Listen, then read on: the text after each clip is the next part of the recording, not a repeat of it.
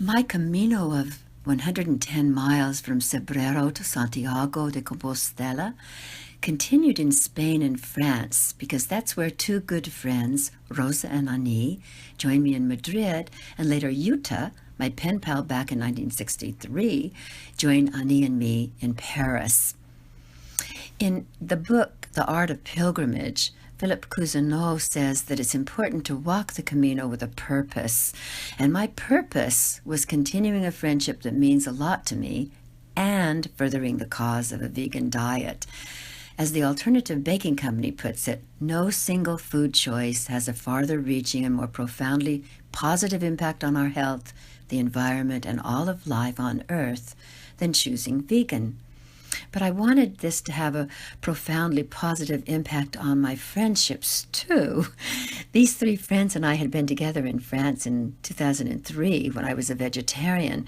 But now that I was a vegan, I had been afraid of annoying them with my vegan diet. To me, it was the exploration of a wonderful new world, but I feared that to them it might be restrictive and problematic. Also, they were multilingual, and as I've said before, even though I speak Spanish and French, I speak Spanish and French in a way that could annoy the Spanish and French. I adored these friends and didn't want to alienate them. You can imagine how relieved I was when Rosa said she was bringing a list of vegetarian and vegan restaurants.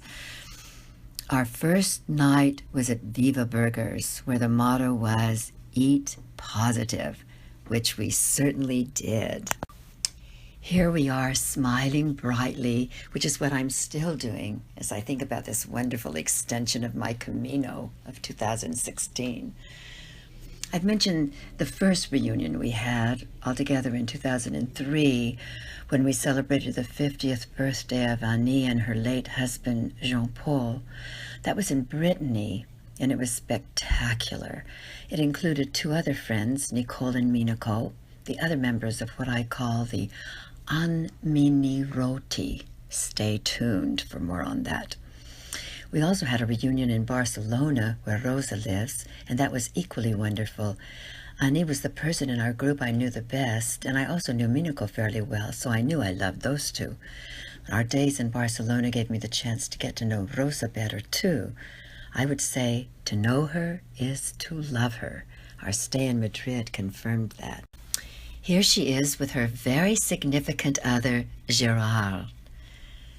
I love Madrid, and I loved being there with these two friends as I had been the previous year with another friend, Minako, and her husband, Hiro, after the Anminiroti or Anmiroti reunion in Barcelona.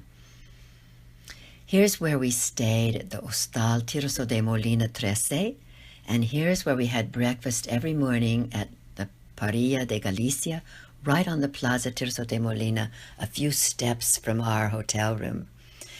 From my Camino in northern Spain, I knew to ask for the toast with tomato, pan con tomate, and added pine nuts. That, with orange juice and tea, in the company of Rosa and Annie, was a very good way to begin each day. Annie, who was recovering from a foot injury, bravely walked with us, but we took the bus tour one day to give her some relief, and we were all rewarded. We went to the Círculo de Bellas Artes, where we got trapped on a floor we didn't want to be on. Rosa made a call, and we got rescued. Then we had a much better view.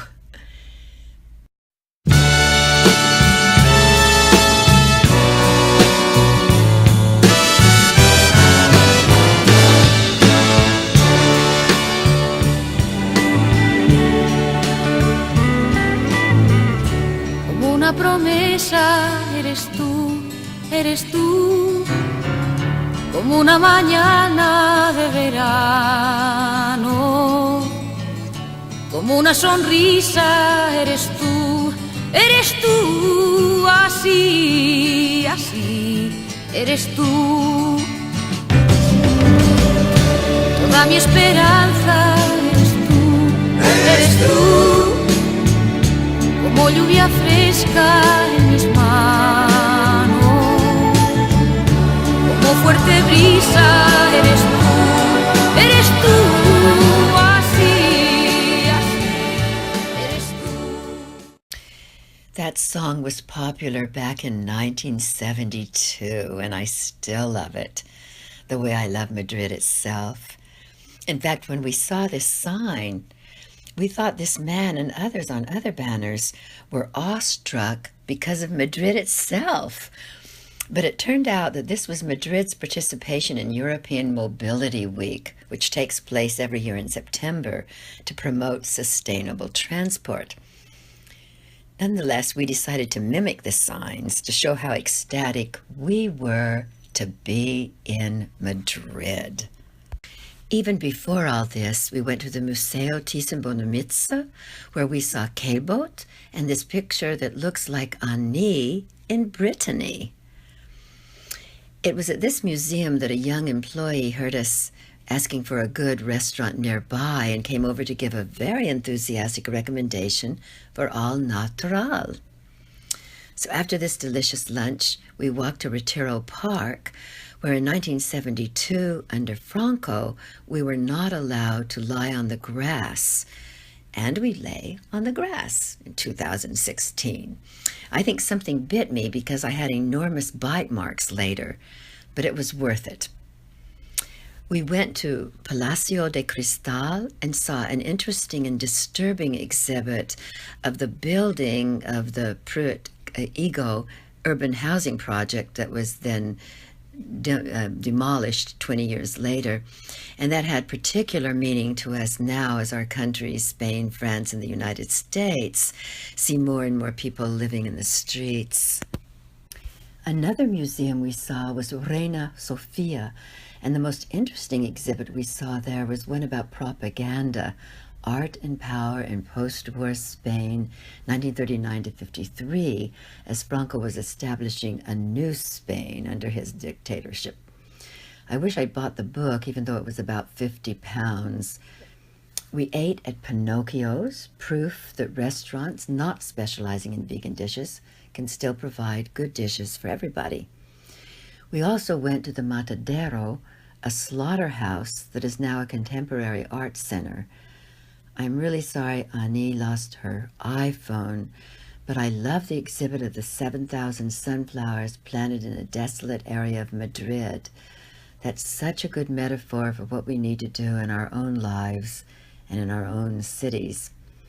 We also saw a Carmen exhibit, which was the perfect transition for the Carmen performed in dance that evening.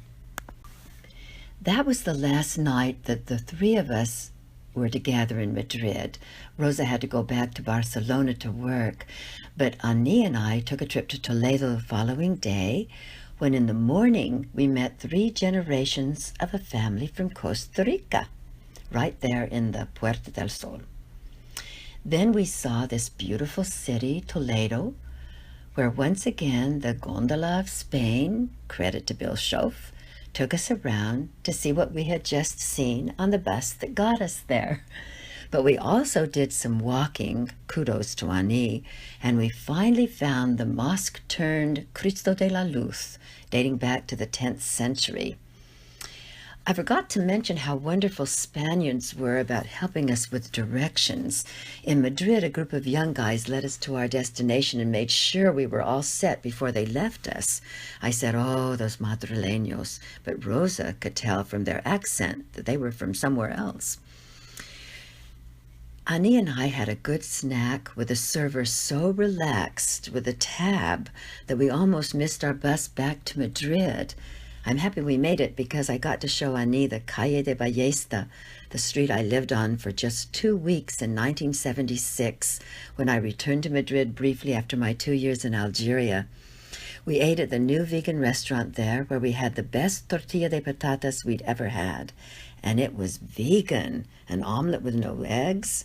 Revolutionaries say you can't make an omelet without breaking eggs. But hey, you can. Annie and I went to sleep happily, missing Rosa, but anticipating the next morning when we'd fly to Paris.